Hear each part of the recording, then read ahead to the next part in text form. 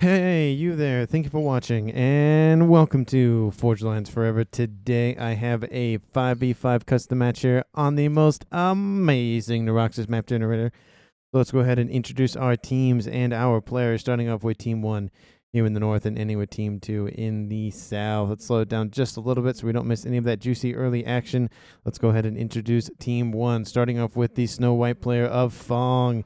He is going first land as a UEF, and he is a 1600. To his east as a Cybran, it is Stake going first land in Ruby Red, and he is an 1100. To his east, continuing on eastward, is Paul Wayne, making another appearance, back-to-back appearance here on the channel. He's going first land in Royal Blue as a UEF, and he is a 1000 rated player. To his east in Emerald Green, we have Sapier going first land, the highest rated player on Team 1 and in the game at 1800.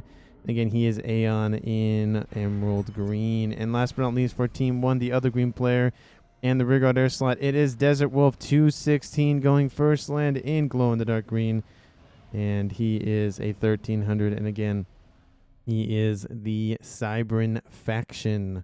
So for Team 1, for their racial makeup, they have two UEF, 2 Cybran, 1 Aeon, no Seraphim for Team 1. Down here in the south, we have the only UEF player on Team 2 and the only different faction player of Team 2. It is Average Smurf Enjoyer. He's going first land as a UEF in Amethyst Purple and is a 1700. To his east is Link going first land as a Seraphim, and everyone else is going to be a Seraphim for Team 2. He is going, again, first land as a Seraphim, and he is a 1000 rated player in Forest Green. Very sensible choice here for end game. He is a 1200 rated player. Again, he is Seraphim, and he's going first land. In the eastern side for Team 2's front line is Hershey going first land in Light Oak Tan. He is a 1600, and again, he is Seraphim going first land. And in the rearguard air slot here for Team 2 in Batman Gray is Melon Wise going first land as a Seraphim. He is a 1400. And as I mentioned a couple seconds ago, it is 4 Seraphim for Team 2 and 1 UEF player for Team 2. That is it for our teams here. Let's take a look at Reclaim here before we miss any of that early action. We have 17,000 Reclaim for our players to scoop up. That is about 1.7k per person. Probably was about 17 and a half, maybe 17 and a quarter, but not too much more than that. And that number slowly goes down as time goes on with the engineers and comms scooping up all that Reclaim. And in terms of mass point layouts, well, I feel like our teams are going to naturally divide kind of, about where the 50-50 is with this kind of interesting 4 mountainside thing of a, mountain, whatever you want to call it, in the middle here. There's a decent gap between mexes on the north and south side on the west side, and on the east side, obviously very similar story. But we do see groups of 3 mexes here on the outskirts of the front line, which I'm assuming is going to be the front line. And in terms of player, main bases layout, it's going to be very congregated here. So if one team gets in and is able to eliminate a base, it's not a huge issue for players to come in and scoop the rest of that back up. But somebody could go on a tearing, take out 2 or even 3 bases. So the closeness in proximity is a benefit and a disadvantage, or I'd say gift and a curse is probably the better way to put it. Let's put this game back up to 0. We don't want to go too faster than that. Or maybe we can go 1. We'll go 1 just to kind of get the early movement, because this isn't a 20 by 20. It is like a 16, 17 by 17. So it is going to take a minute for our players and comms and units and air scouts and all that jazz to move to the center and on the other side of the map. We can obviously see an air scout over the top for Team 1. We have an interceptor in the rear guard for him. I'm expecting to see maybe a bomber. No, it looks like he's just going to go for prowlers, which are the interceptors, and then go straight for a T2 upgrade. Again, we're starting to see that front line start to form. I wouldn't be surprised to see a calm be positioned essentially in almost, let's say, 25%, 25%, 25%, 25%. Essentially, you take a slice, you cut it into 4 equal parts as a calm in each of the slots vertically. Wouldn't be surprised at that. You can kind of see that's already starting to happen, where you have essentially players starting to line up with each other, waiting for one or the other to attack. We aren't seeing any early bombers out here for Team 1 or Team 2, which is kind of surprising. It looks like they're focusing more on teching up in the rear. I see the air facility back here not going for an upgrade as we speak. Of course, we know the rear guard for Team 1 is upgrading here soon. I'll drop it back down to 0. Our comms in the game are starting to get closer and closer to one another. There is a little tiny striker versus a striker and a snoop going at it here. The snoop doesn't have a lot of damage on it, but it will give the advantage to the tank that can actually hit its shots, and he only has 20 hit points left. That snoop is still alive at 5 hit points a second.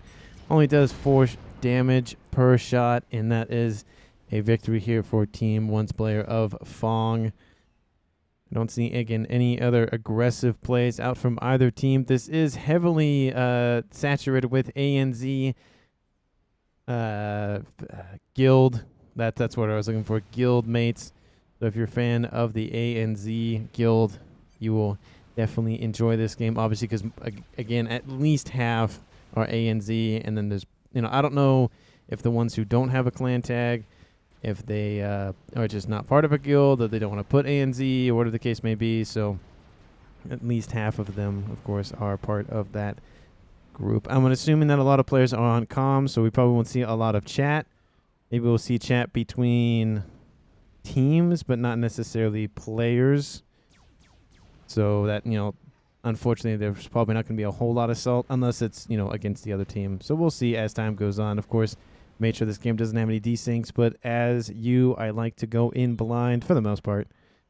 Yesterday's video, I definitely knew what was going to happen partway through. Not who was going to win, but the 2 YOLOs, crisscrossing across the sky. If you haven't checked out yesterday's video, I would go ahead and do that. It was a very, very good video, over an hour, so it is a decent chunk of time to devote to it. So either put it in your save for later playlist or watch it in chunks, whatever the case may be. I appreciate any and all eyeballs on it. But we do see a group of strikers and snoops going after some engineers just on some reclaim, just trying to get some trees. And they're going to get killed for their endeavors. Not really going to amount to a whole lot, though. A couple of, engineers will be killed. But the progress for taking out enemy infrastructure really isn't going to mean a whole lot, because these are only 2 strikers and 2 snoops. Not really a lot of DPS in that group. We do see a little bit more of poking starting to go on between our teams. Of course, to the west, we have Fong, pushing a decent amount southward into that front line of Team 2. I don't know. It's not really going to amount to a whole lot. He'll start denying a couple of mexes. But the calm of Average Smurf and Joya is nearby. So these units can't push entirely southward, just due to the fact that there is, of course, that high HP calm of 12,000. Plus, of course, he's worth about 20 tanks, T1 tanks. So throwing in 10 or 15 isn't necessarily a good idea, but I do love that Fong is trying to use the advantage of the front line by building the mexes on the outskirt. Only T1, so that they can repair themselves quite quickly and get his eco up faster. In terms of ecos, Team 2 is leading by about 20 mass per second. Not a huge deal here at 8 minutes. No one has died as of yet. No one is really engaged. Calm versus calm. We have gun speed going down here for Sapir. Gun speed and range going down here for endgame. Gun speed and range here for the player of Stake. And T2 on the way here for Fong. Very, very typical build orders and upgrades that comms are going after. Of course, the UEF known for their turtle and known for just being tanky. Range going down here for Sapir has finished the not the T1, but the first upgrade of the Aeon Sniper Commander. He needs the advanced range. And usually I like to see players at least do the first shield to provide some extra hit points, because they are going to be on that front line. But at the bare minimum, having at least the advanced range is better than not having it at all, of course. Link is going for his gun upgrade as well, but we have a movement to the west and to the east. We have units engaging one another. It is green versus green, Thams versus Aurora, and some Fervors, of course, in that mix, and obviously Zooey in that mix as well, because why would there not be Zooeys in a Seraphim land army? It's doing a disservice to the Seraphim by not having the Zooey. Does look like we might have a possible calm action here to the west if the commander of Stake pushes further south. He's starting to go after perimeter units here with that gun calm on that Cybran commander. The calm of Kalink needs to get that gun upgrade sorted out and right, because he's about to lose his land army, and that's a lot of veterancy that he can use. That gun is canceled. He's going to retreat, thinking that the calm and units from Stake are going to overwhelm him, and I kind of can see that, but I don't know if Stake knew he was there. He didn't know he was there, so probably wasn't going to happen, but you never know. You don't want to take the risk. That is a nice defensive play here from Kalink. To the west, Average Smurf Enjoyer, not Hunter, but Enjoyer, does have his Zeph amp and is starting to push out more and more, going after those mexes that should be under his control and starting to exert more pressure into the west. How are the T2 and T3 upgrades going? Well, T3 actually on the way here for Hershey at 10 minutes. We haven't seen a whole lot from him. He has a couple of units here to the east, but not really pushing a whole lot. Focusing on teching up. T2 and T3 is going to be on the way here for the player of Melonwise. And to the north, that T3 upgrade is almost done, so Team 1's air player will have the advantage for a short time. Units in the middle for Stake are moving westward. Reclaim efforts here by the commander. Trying to steal, not steal, but trying to soak up that reclaim that was in the middle of the map from that last engagement. We might have the first calm-on-calm action here between Endgame and Sapir. If Sapir can get in range, and that calm is getting ever so closely. Of course, calms move at the same speed, so, you know, it's kind of hard to judge that. But one is going at a straight line, and one is going, well, now they're, oh, he's turning around. Okay, we'll see the first calm-on-calm action here. Overcharges into that Aurora, definitely not necessary. But there they go, the first plasma into the chassis of those commanders. Exchanges between Sapir and Endgame. The two, you know, let's say there are 3 green players, but essentially Emerald Green and Forest Green players in this game. Comms are throwing plasma at one another, overcharges into that group of units. Sapir is in the yellow, Endgame is in the green still. But now he is outnumbered. These are Aurora though, so he'll be able to bap these away pretty easily. It only takes 2 shots to kill one. And so, of course, overcharges takes out another group of 2. It will force Sapir off, but there are units incoming from the west from the player of Paul Way, trying to help assist Sapir to the east, trying to provide some distance between those 2 commanders. Sapir has a nice land army to the east and is overwhelming his opponent for now. But once that T3 land facility comes online, it looks like Team 2 is going to head in that direction of dominating with those Otham tanks. We are seeing the calm of Stake being very aggressive here to the west. He needs to be very careful of not being sniped, gunship rush, or whatever the case may be. T3 is on the cards for both teams. Both teams need to be aware of that. We have some more calm action in the middle. Paul versus Melonwise. Melonwise, the Rear Guard Airslap player, is actually pushed all the way forward. Very surprising. Wants to help his teammates on the front line. Of course, the calm of Desert Wolf is in his main base, so it does provide a nice bonus to Team 2 by having that extra firepower on the front lines. Even if he doesn't build anything, at least he can use his calm as more of a defensive and standoffish unit versus aggressive. Endgame pushing to the north, as well as assisting Melonwise and trying to just shove Paul way further and further back. Team 1's player of Sapir does have the numbers advantage quite severely here to the east, but he's not pushing it. Kind of a, you know, missed opportunity there. There's not really a lot once he takes those units out to really fend this attack off, but there are Othams starting to appear, and these will definitely help fend that attack off if it does occur. So the longer Sapir waits, the harder it is for him to push. Does look like Team 2 has lost a couple of mexes on the front line, but they've either regained territory or at least shoved the Team 1 off enough to have a nice breathing room. We are at 13 minutes So again, T3 air is on the cards. Of course, both teams will know that at this point with their spy planes. Nano repair here for endgame. Of course, Seraphims have ridiculous regen on those chassis, especially when they go for advanced nano. And maybe we'll see that in this game. Endgame is being pretty aggressive with this commander. Men-wise, glory to the princess as a taunt. I don't know if that's a taunt. No, it's more of just like a comment or an expletive. Not necessarily I'm like taunting you kind of thing. He's a Seraphim saying that as you know, he's supposed to be supposed to be Aeon, but whatever. You know, eventually depending on the storyline or depending on the choices you make in the campaign, which campaign you choose, I should say, depends on whether or not that princess is still alive. I don't know if that princess is still alive if you were in like the UEF or Sovereign campaigns. I can't remember. Again, it's been a long time since I played the campaign. Maybe I should do a series where I do the campaign missions. That'd be pretty. Maybe I think about that. Maybe I'll think about doing a series where I do the missions, like a mission every video or something. Except the tutorial missions, I don't count those. Those are like very short. We do have one of these Authams leading his Tham brethren in the charge against the Aurora. Of course, the Aurora have better range, but lack the DPS. Authams are just Authams. They have 4,700 hit points. They do a decent amount of damage. 2 shots, and those Aurora are down. Force these units back more and more.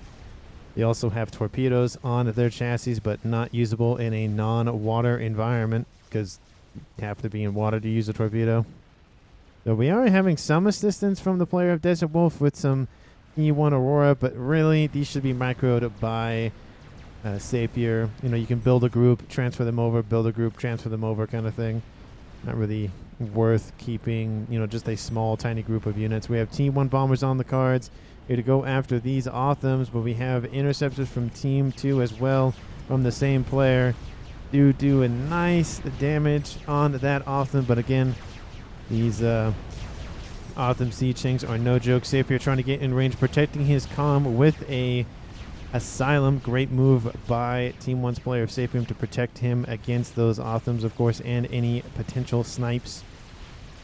This is a huge opportunity for Team 2 if they don't use it. Team 1's player of Sapir is distracted. He could push into Paulway, take him out, or go around the east side, taking out that forward operating base. The Authams have retreated, but there's a decent group of them now to the east. Team 1's player of Sapir needs to be aware of that and not push heavily. Comms firing one another. It is Cybran versus Seraphim, both of them in the yellow. Clink looking, you know, not as great as Stake, but of course, you know, that amount of hit points does make a difference after a while. But, you know, with one veterancy, it does kind of even the odds a little bit. And to the east, of course, as I was talking about, each set of comms are in their own column. Except for Hershey. He's not even on the front lines. Which I guess that's I just noticed that.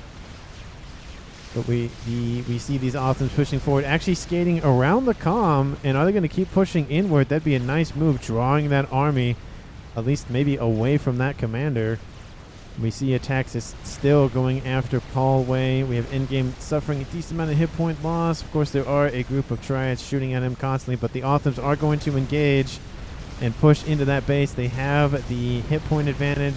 They have the DPS advantage.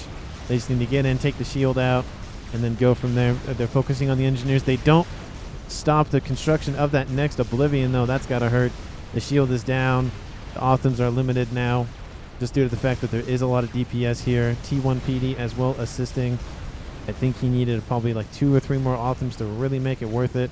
The comm of Sapir really wants to snipe some of these Authams, but they are staying at range. Very good micro here by Hershey in the east.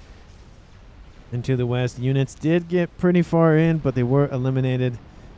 So it's just kind of a more posturing effect here. T3 has made its appearance here for Fong. I wouldn't be surprised to see, yep, it has made an appearance here for Average Smurf and Joya. Essentially, most of our players have T3 tech in one form or another. Some of them have mixtures of both T2, air, and land.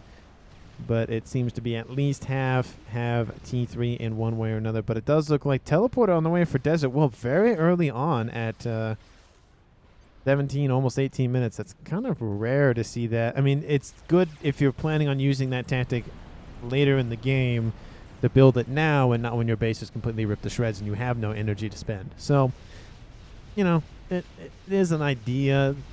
if you're going to think about doing it now versus later kind of thing. So I do love the planning ahead if he does end up using the telemazer. If not, it's just a waste of energy. Because if you don't use the teleport, then what's the point? He does have the eco for it, so he's not completely, negative on power. That's good on him to manage that eco very well. But we see some Monkeys here. Of course, they're firing their grenades as well. Something I didn't notice, you can see those little kind of shadows essentially go after that commander. I was told that they made the spread on those grenades a lot tighter, so they're not just, they don't ever hit their targets kind of thing. We see some missiles being launched here against endgame. Needs to get some TMT. Has some back here and needs to build probably 3 or 4 more. Usually the amount I go for is how many missiles are being thrown at me. I see 1, 2, 3, so probably do like 5. Because the other player's going to produce more and more missiles as time goes on, of course. You see some shield creeping here from Paulway. The Monkeys are firing, taking out these parashields with the overcharge. Essentially overcharging the capacitors on that parashield and destroying it, causing it to essentially self-destruct. But Team 2 not really wanting to push against Team 1. They're kind of more satisfied with just kind of sitting back and waiting. Does look like we have a missile launcher here to the north. Yep, it's right here. It has 5,000 mass kills, so a couple of T2 Pigeons have already been killed. A Titan does make his way into the main base area of Average Smurf Enjoyer, taking out some engineers along the way. And Titan will get away, but there are some chasing him. Not a huge issue there. Team 2's player of Average Smurf needs to get some TMD to protect his investments. We see Optimus to the east going after Sapir, and that is a kill for Team 2. The first player is dead in this game, and just before 20 minutes, the trend holds true that somebody usually dies before 20 minutes. And unfortunately, Sapir becomes another statistic, if I can say it right, in that trend, I guess would be the way that the word that I would use. With transfer of control does get gifted over to Desert Wolf. He now has a decent eco under his belt. 332 mass per second will severely increase the rate at which he can produce this air grid and start pumping out some air units. And we have, of course, the comm in the middle of endgame, being able to just rip to shreds all of these units hanging back.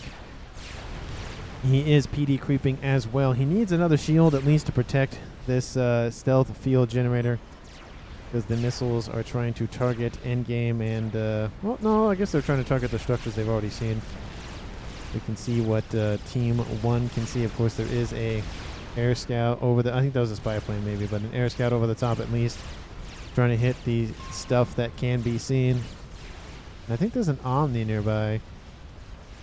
Well, the stealth field generator is down, so I guess it doesn't matter now about what they can and can't unsee. But to the east, the Optims are just roaming the map. We have engineers already on reclaim order. Love to see that, just to try to get some of his investment back from those Optims. He got a kill with them. He needs to be kind of a little bit more defensive in that regard. Shouldn't pressure Team 1. If you can take out this position, I would, but probably wouldn't go any farther. He went to the east, taking out more mexes and some, forward T3 facilities that aren't even active currently. You need to have some orders to be producing some units. More and more missiles launching here against endgame. He needs more TMD. Isn't getting any. Needs to build more and more shields popping up to protect his investments of Paul Way. We see some movement here to the west, and there's a decent land army engagement. We have more units here to the east. The main force is here to the west. Couple of Percys in the mix for both teams. I see some Monkeys as well. Parashields protect units, pillars, strikers, anything essentially to throw, especially the kitchen sink. Got to throw that out of the kitchen. You don't need that no more. Well, you don't need a kitchen sink. You just need like a tub, essentially. Which I had one of those for a period of time where, like, instead of the divide in the middle of the kitchen sink, it's literally just essentially just a tub as the sink. It was very useful. I really liked it. And then we moved, and then we didn't have any more, and I was sad. And it does look like it goes the way of Team 1's Fong. It is at 22 minutes. We have one player killed. The second one might be killed here pretty soon. Paul in the east being surrounded, not moving. He needs to get moving, and I don't think he's moving. And there he goes, a second kill here for Team 2. And it goes to end game, and hopefully he thinks about the end game close because it is starting to get to that 30 minutes. Let me know down in the comments who you think is going to currently win. Team 1, who has just lost a second player, or Team 2, who hasn't lost anything. Let me know down in the comments at 22 minutes and 52 seconds. Like the video, of course. And if you haven't hit that sub button down below, I would encourage everyone who has been enjoying the video to go ahead and do so. And we have some Harbs versus some Authams here. Of course, the Harbingers known for their engineering suites and mobile personal shields. And it does look like there is still some PD online beneath that shield generator, but it does look like the Harbingers are outmatched with the DPS from these Authams. With the DPS from the PD, it does assist, of course, but we have engineers very close to the front lines, scooping up that reclaim. There are also some of these sniper bots assisting with DPS as well, of course. So combined, these units are enough to hold this threat at bay for now, but those numbers are going down quite quickly. Team 2's player Hershey needs to reinforce, and he's doing so. Nuke making, says Sapier. Yep, he's making a nuke currently. Thought he already had the structure built, but he has to build the silo first. Another engagement to the west. And some Titans mixing in with some of those Percies. I don't see any Titans here for Team 1. Very useful at taking out T1 units and T2 units, especially parashields, because they just fire so often.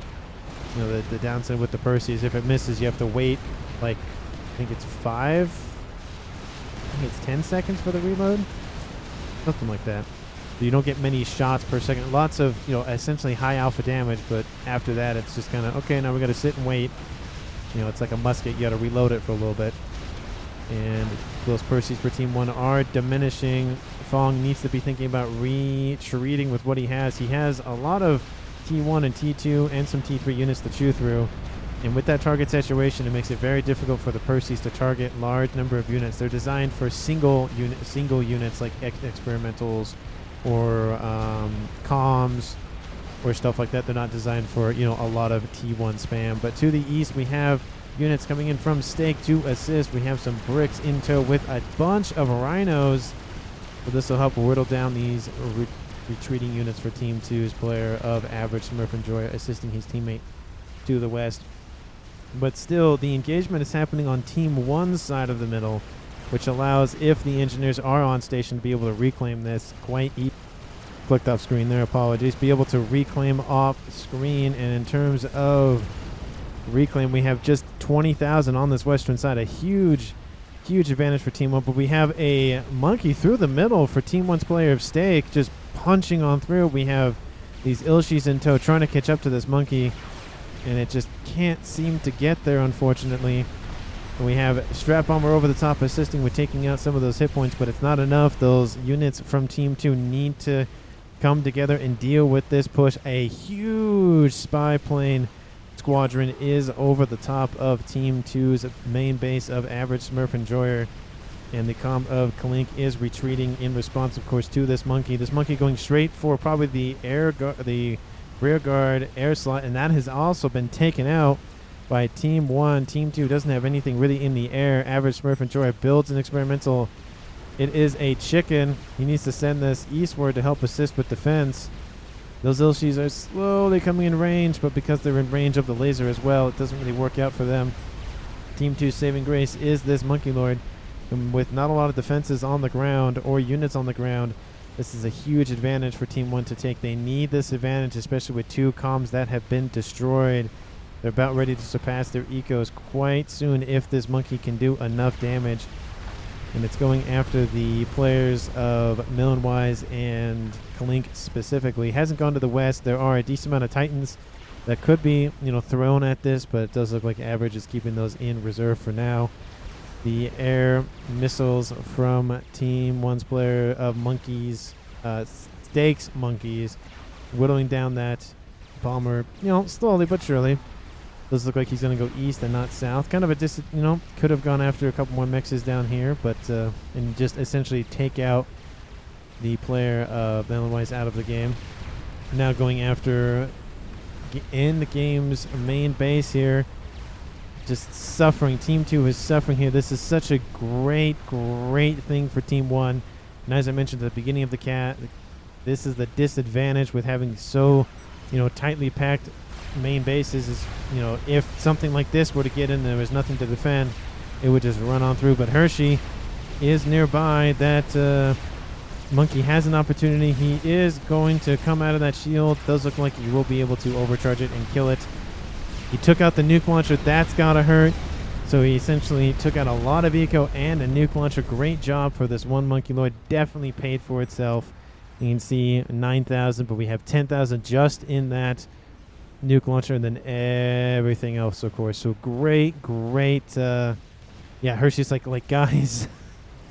Like, I would be annoyed if I was Hershey, because this thing just walked through the main base. And actually across multiple bases, to be fair. Nano repair, advance going on the way for endgame. He also has, I think, the AoE gun as well. I forget what that's called, splash gun. But it does look like Team 2's play of endgame has made some forward momentum on this middle section of the map. We have a lot of Authams down here for Hershey. If he pushes this in, it will definitely overwhelm the Harbingers to the east. Team 1 hasn't reclaimed or gone after these mexes. They're missing out on some eco there. In terms of ecos, we have Team 1 at 1,000, so they have jumped ahead using the advantage that the Monkeylord brought. We have a chicken on the front lines here for the player of Average Smurf Enjoyer. And, of course, it's only that or the Fat Boy that Team 2's player of Average Smurf Enjoyer really could have built in terms of mobile, experimental. Of course, everything else for Seraphim are either the YOLO, what's it called? The Awasha Bomber, and they have another experimental. My brain can't think of it for some reason. Hold on, give me a second. That's gonna bug me, but I'll think of it in a minute. To the east, we have Authams going after this force. A lot of those T3 units are on the east, and all of these T1, T2 units are just being shredded apart. These Authams are coming in one by one, essentially, so it's not really great for engagement's sake, but now the line is forming, and it is Authams versus Harbingers here on the eastern side. More Authams intercepting that column, and now those Harbingers aren't moving, and it's going to definitely side with Team 2 in this engagement. Just look at the firepower on these things. Just pummeling everything in its way, leaving nothing behind. There's also some snipers here to assist with that as well. Not a lot of air power here for Team 1. Very, very missed opportunity due to the fact that Team 2 essentially has to rebuild their only air grid that they had. Though, it could have been a nice thing for Desert Wolf to just pump out a bunch of ASFs. He does have a Strat Bomber. It's going for Soul Ripper, which, you don't have air superiority yet. You don't have control. It's kind of, in the middle there. But we have units in from endgame in the rear going after this frontline production facility. And now the units from Hershey are going to mix in and help assist with this push that they have been very annoyed about. To the west, it looks like that's a Billy Nuke going after that chicken. Chicken almost dies to it. Very close by that missile. That would have come from Fong. Where is Fong? Where's Fong? Oh, he's right here. Okay, I was like, where is he? He's going to build a Omni for some nice intel gathering operations, but he has the tactical nuke launcher on his commander, or the Billy Nuke, as it is colloquially called. But just more probing attacks by Team 2's player of Average Smurf Enjoyer. Reclaim efforts and rebuilding efforts by Team 2 have gone underway. He's rebuilt his nuke launcher and has already loaded it halfway due to the fact that he was able to build it, of course, right on top of the old structure. But one sniper bot kind of on his own. Not the best situation to be in, but we see Titans intermixing here with Harbingers. I would prefer Percy's, but I do understand Percy's, of course, move slower than Harbingers, so I do get keeping units, especially this type of unit, mix kind of at the same speed. There's no AA in here, so kind of, again, you need some AA to protect your units there. It does look like there's a couple of artillery installations being built by Endgame here pretty far forward on essentially Team 1 side of things, which they don't really own this territory now anyways. There is another monkey here in the middle. Team 2 desperately needs to be aware of that to avoid the repeat attack of earlier. Which we have units grouping up here on the western side. Billy Nuke launching again, actually officially killing that chicken off. Team 2 has lost their experimental on the western side. They're not building another one. A Fat Boy, I don't think a Fat Boy would be great. Would love to see these mexes rebuilt to the west as well. There's just some mexes kind of on the outskirts that need to be rebuilt. There's one over here.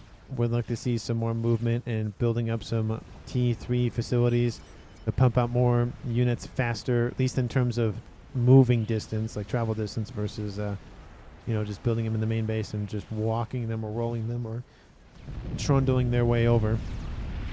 But Billy Nuke's launching all the time, of course, to just take out whatever they can. They can be shot down by TMD, but it takes a couple, I think it's like 5 shots. So it's not really the best. And there comes that Monkeylord once again with a brick wall behind it. Brick wall should be in front, of course. Use that brick wall to tank to beat DPS. But now that experimental is going to just crush this. And does the nuke launch? Wait, is that from Team 1? That's from Team 2. We have close nuclear fire support here. Actually, no, it's not. It's from Team 1. Okay. I was like, what's that about? Looks like it's going for the rear guard. The Calm of Stake does not have an SMD. They thought maybe they wouldn't build another one, but definitely a missed opportunity there by Team 1 to build some SMDs in response to that nuclear fire that was going to happen. But it's going for the rear guard air. It's going to land and take everything out. The comms are not in range. We have Stake, barely out of range, and there goes the prettiest nuke in the game. Kaboom! Takes out the air grade, paying in kind what happened to the player of Million Wise earlier on. Oh, that was a Billy Nuke. That's what that was. I was like, why do we have a nuke symbol? But that's Billy Nuke. That Monkeylord's taken a severe amount of damage due to this PD and whatnot here. Team 2 needs some more responses though, because once this PD is down, that's really it for defense. T1 bombers aren't going to matter against T3 bouncers. Not going to do a whole lot. You can see here come those missiles. They run in and take everything out. One bomb lands. Doesn't really do a whole lot of damage, unfortunately. Team 2 needs some sort of defense online. We have Link here building some more PD as we speak. Looks like it's going to go westward, not eastward this time. So going after the player of Average Smurf and Joy, wanting to link up with these units here from Fong. Very, pincer maneuver tactics, even being attacked in the west. So 3-prong attack happening. Here to the west, of course, we have Billy Nukes all the time launching to just annoy Team 2. A second nuke launcher has been built here by Hershey. Wants to pump out a bunch of nukes, passively build one, and then assist building another one. T1 bomber spam is on the cards here for him, but needs to take out the bouncers first. Isn't going to do a whole lot without those. Link has to retreat here. The focus is on the Monkeylord. Once the Monkeylord is gone, they feel like they can take everything else, but T1 PD isn't going to be enough. There is a chicken here to the west. That'll be a severe help. There is a lot of bricks in this mix, though. Target the AA. Allow the bombers to come in and assist and just have all that damage coming in. Because all you're doing is sending units to die at this point. Looks like all the oh, no, there's a couple bouncers still alive, but T1 bomber spam is still happening. The Calm of Clink is being chased down. But all the bouncers are down here, and it does offer Clink the ability to take those out quite easily. And now with all of the A8 gone, it is just T1 bomber spam going after everything else on the ground. The bricks will be able to eliminate a decent amount of infrastructure, but unfortunately not as much as was eliminated the last time. And that is it for this push, essentially. Maybe they'll get a couple of AA emplacements, and that's really about it. That is his main base, of course, of Clink. He's been neutered once again, but Team 2 has gained a lot in the east. They are being pushed in the east, though, by the player of Desert Wolf. He has an experimental, but that is a lot of Othams. They're just going to decide to engage. There's no point in having that thing chase them down. We have the front line collapsing here in the east. It is 35 minutes in, but these Othams are going to rip that Colossus to shreds. That thing is not going to last very long in the face of that much firepower. Look at that. Just there it goes. It's now just losing thousands of hit points a second. It's going to fall, land on a couple of Othams and kill those, and now the Harbingers to the west are going to be taken out. There it goes. How many does it take out? Takes out a decent chunk. 2, 4, 6, 8, 9 Othams in that essentially crash. Great amount of units in the death of that Colossus, but units still in the front base here for Team 2's player of Endgame. Hasn't gone to his main core mass, but essentially his main production facility is gone. He has a Volthu here. It's not really a whole lot of work. Has some sniper bots as well, but he's lost a lot of infrastructure in this exchange. Team 1 doing a great job of taking out those factories, but unfortunately in terms of eco, they're tied, so it's not really a huge boon. We need more air. No one making any sense. Death of air, yeah. Not Team 1 tanks. Yeah, it does make a comment here by Sapir that Team 1 doesn't have any air. Team 2 has some air in the form of Hershey's. We have seen Melon-wise not really go for much after his loss of an air grid. Is building one, of course, but isn't pumping out a lot of ASFs, though. Another nuke has been launched here by Team 2's player of Hershey. And it's going to go for this position. There is an SMD, and it just loaded, so that position will be protected for now. But with another nuke, of course, being passively built. Passively? Or is it? No, it's being assisted. So he's going to flip-flop between the two. He's going to be able to pump out and take out that base. There goes that SMD. Takes that first missile, but the second one is not loaded. Novax has been built here by Desert Wolf. Hasn't rebuilt the air grid, of course, as mentioned, but we do have the player of Fong getting into the air as well, so assisting his team in that regard. Another experimental here. It is a crab. Bunch of shields surrounding this crab. For some reason, it's on Team 2. Drop bombers over the top, assisting in taking out the Megalith. The Megalith and Chicken will die in tandem, essentially. One was going to kill the other one anyway. Actually, the Perseus will get the last shot in. And then there's Ion Storm activating. It would have died anyway. Impacting the shield here. Billy Nuke doesn't do a whole lot. I don't know if it took out. I don't know. The shield didn't take any hits, so I don't know what that was about. You can just see, look at this pressure by Team 2. They've almost carved an entire just triangle slice, like a pizza. You can't hit us if we hide behind the mountain. But Team 1 does have the bigger army in this regard. And we saw this earlier with this Titan and Harbinger group just forming up. The second nuke will launch right next to Steak. Steak knows it's going to leave. The air grid being built by Desert Wolf will die once again. Team 1's rearguard air player cannot catch a break. We have some strap bombers over the top being shot at by some bouncers. One of them will get shot down. The second one will die. We have some air support as well. Looks like they're going after that Novax. Will they get it? Bombs are releasing as we speak. Oh, the crab being brought in to assist with some protection does able to tank some of that damage. Of course, then the Novax did take some damage in that regard, but, it's not dead yet, so they still have their satellite online. All that means is that Team 2 needs to shield whatever they want to protect from that satellite. And, of course, there's that army that Team 1 has to deal with both in the east and in the mid-east. Of course, that nuke that was launched was actually shot down, surprisingly. Oh, there was one right here. Yeah. So good placement by Desert Wolf. Overlapping defense is always a good strategy.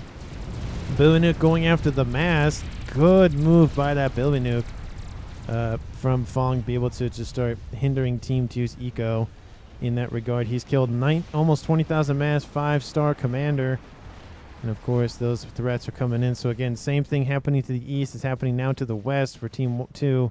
They're losing a lot of ground. We have average Smurf and George just saying, forget it. I'm going to build a Billy Nuke. Why not? Going to build his own tactical missile. It's at 63%, and then I'll have to go for the tactical nuke here. But with no air support here, one Volthu can take out a bunch of units given enough time. Titans are charging this group of sniper bots from Team 2, being protected by some of these Authams. They are both Cybran, of course, because everyone but average Smurf Enjoyer is a Cybran. Sorry, Seraphim, not Cybran. And so all those units do mix in very well, of course, because they're the same faction. I hear some strap bombers being launched. They're going after those Harbingers. A nice grouping there. Takes out a decent chunk of that formation. ASS will come in and target those strap bombers once again. But they did get at least a decent amount, forcing those units back once again. More reinforcements are coming south. AA needs to be a thing on Desert Wolf's mind. He needs that protection. And the strap bomber is just going to ignore the turnabout. Oh, no. Oh, they had an opportunity to go after that Novax, but they don't use it. Those missiles still trying to chase down that strap bomber, and they'll take out one of them at least. Billy Nuke singes the hairs on Klinks' arms. or legs, depending on or hair, wherever you have hair. Some of us have hair on their heads, and some of us don't. Both my grandfather and father do not have hair on their heads, so I've accepted the fact that I might not have hair soon, but I haven't seen any balding yet. So hopefully it's later than earlier in my regard. My wife will hate it if I go bald, because once I start balding, I'm just gonna everything gone, see you bye, and she does not like that idea. So we'll just see how long I keep my hair. Hopefully my mom says that her dad had a decent amount of hair. I never met him because he died before I was born, but we'll see. Maybe I'll have a full head of white hair, maybe I'll have no hair. We'll just have to wait.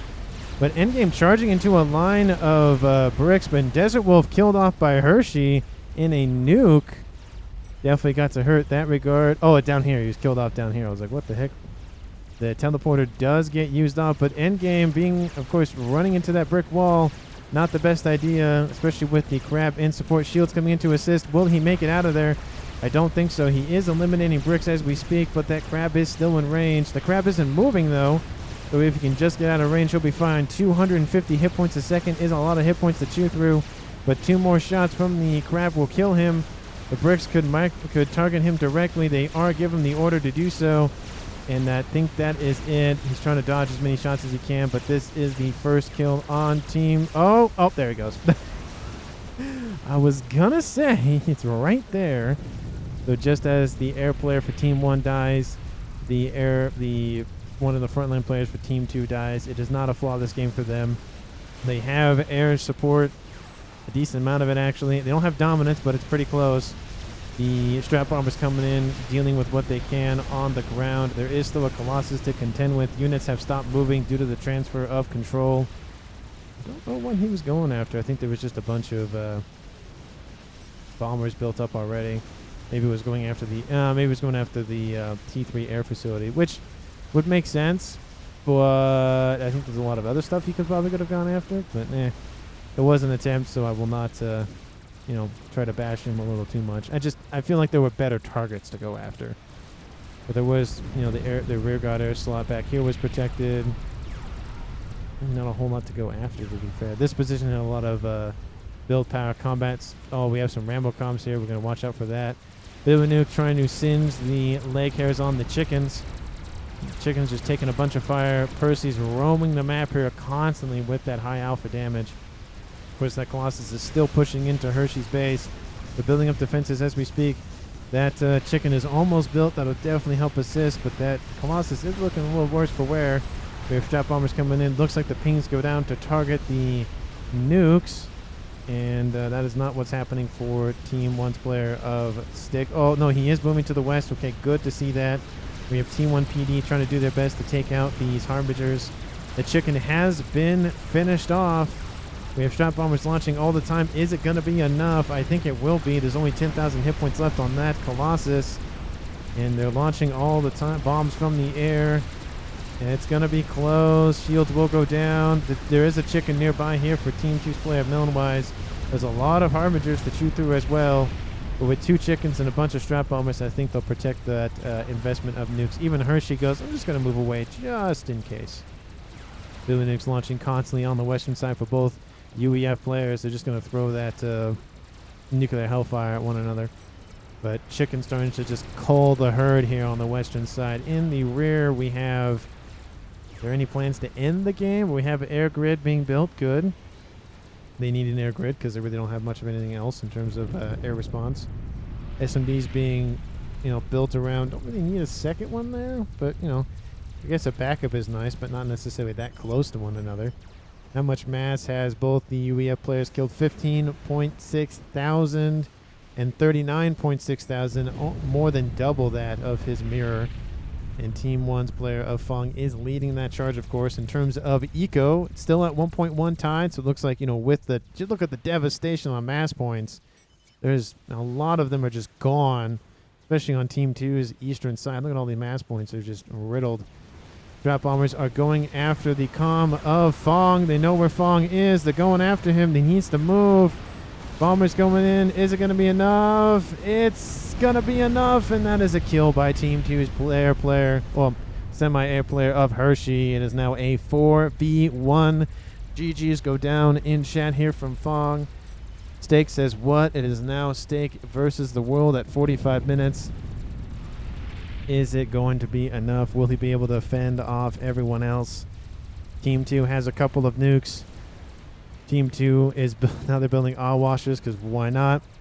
The game gets resumed so Steak can collect his head probably for a little bit. Chickens are pushing constantly on the west. The threat of the nuclear hellfire from those UEF commanders, at least against Team 2, has been dealt with. Team 2 has air dominance for the most part. We have chickens on the eastern side of the map here for Team 2. Nukes launching by Hershey as well. Probably going to go after Steak would be my guess. I don't see much anything else. Of course, they lost the Novaks earlier. One chicken has been defeated, though. Second one is pretty healthy. Will be singed on their back hair. That's a weird thought to think about. But, of course, Billy Nuke's launching all the time. Nice grouping here. Takes out a decent group of T3 units. Takes out some shields as well. Provides some softening up for the units incoming. We have 2 chickens and a fat boy. The chickens are escorting a fat boy. And an washer over the top. I love watching these things land their new, reformatted, refixed bombs. It's very enjoyable. We have bricks charging. We have Percy's charging. Here comes that washer bomber inbound. Lands in the middle of that. Does the first explosion. Does the second one. Kaboom! Takes that out. Everything is gone in that regard. We have some cougars in there trying to shoot out that experimental, but has taken a beating, but has softened up those units for those experimentals on the ground to deal with. Another bomb will launch, taking out these units in the middle. Not a whole lot there, but of course, a little by little, Team 1's efforts will be diminished. I feel like Hershey's plan is just to spam nukes up. Yep. He has almost 2 of them, both of them loaded. Almost that 1 missile each, so we'll have 2 nukes at his disposal here soon. Waiting to see if he's just assisting the SMD loading. I guess that would make sense. We are at 47 minutes. More experimentals are being built by both teams. Team 1 needs some sort of game ender to really just take back the game. He needs something to, sit in the driver's seat with. There's a Scathis he could build. There's artillery he could build. He could build nukes. He could build T3 artillery. He could build anything, but he's not building anything, which is, if you don't build anything, you're not going to win. So we built something. But we have more chickens. Of course, the Awasher roaming here to the west. Just being annoying. We have Harbingers being taken out, en masse. Looks like Clink wants to get on some of that action and go after those Harbingers. We have PD just going to deal with this right quick. And, of course, a Percy to assist. And Clink should have enough hit points to deal with 5 bricks, especially with an overcharge killing one of them right away. It will stay at range to help deal with those hit points. Going to be shaved off of his chassis. Click where I should go behind, left or right, faster turn. Oh, I was talking about how to turn it to make it go faster. 5 planes over the top, getting a nice readout on his opponent. And to the west, of course, 3 chickens and a fat boy defending against a bunch. Actually, not really a bunch, there's just a decent amount of this. But look at the devastation on the ground. So much death here. 1, 2, 3, 4, 5, 6, 7, 8. Billy nukes have been launched in that location. A couple more over here. They do disappear after a while, of course, but man, that's just gotta hurt the land. We have a chicken giving a nice hug to a crab. Wants to try to get around it to the edge so its guns can't fire, but the crab will just pivot. Trying to get a nice hug. No one's fire. Oh, there we go. Getting a nice fire going on. Hugs. I just wanted a hug. Oh, washer bomber over the top. They got most of those hit points. Strap bombers coming in, and we'll deal the rest of those hit points. A lot of AA. Needs to be very cognizant of that. That thing is below 50% of its hit points. Those ASF might have just been given the kill order. They're going to charge in against the ASFs here for Team 2's Hershey. And they are not going to attack. Really, they want to go after the All-Washer needs to move. It's going to land. Nice target. Oh, nope. It's going to turn away. Wow, that's interesting move there. course, that crab does end up dying off to those strap bombers. Team 1 is losing territory to the west. And I feel like the nukes are just piling up more and more. One has loaded, the other one almost done loading. I don't see any other things. We see some more oil washers being built, of course. Nice mass fab farm under construction by Melon Wise. Wants to get his eco up nice and fast. Of course, in terms of ecos, Team 2's play of Hershey has the most. Team 1, of course, has Steak at 979 mass per second. And we have now 2 oil washers on the field here for Team 2. And they're just going to start patrolling the map here. Of course, we have a chicken. We just have a lot of defenses. I'm going to speed this up just a little bit because now it's just kind of a slow period at this point. We have a push to the west, still doing what it can to just stave off incoming threats. Team 1 has to really think about defense more than attacking. The more they launch at their opponent, it gives them more mass. And, of course, you know, lowers the amount of defenses that they have Team 1 or Steak has available to him. But the oil washers are going to skate the western side of the map here. They're going to go after that comm, I would imagine. I'm going to slow this down so we can watch the bombers inbound. I'm going to click on Hershey, get the lead bomber, click the T button to track, take off all the icons. We have strap bombers nearby as well. They are inbound.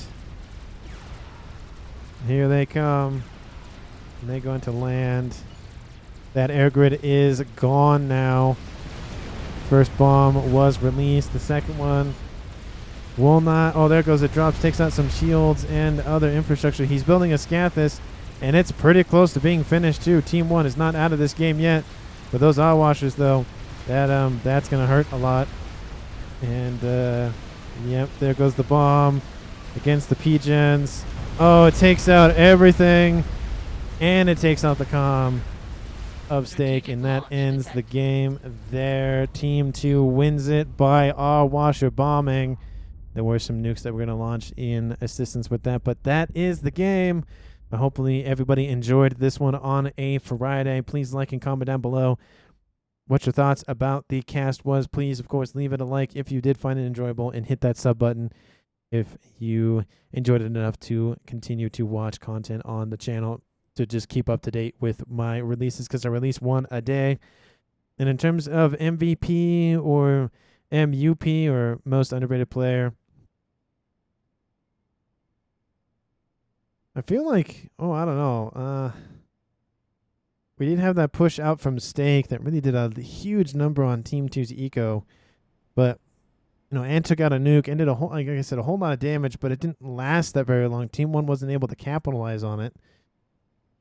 Hershey, you know, inherited the base from Endgame, scaled his eco up quite quickly due to that, but already was scaling it up quite well just by himself. We did have Melon Wise. He was, you know, pretty solid in the game. He lost his air grid, but he kept pumping out eco, kept pumping out experimentals and other things, so he was being a very good support player. Average Smurf Enjoyer really just felt it this game, constantly getting bombarded.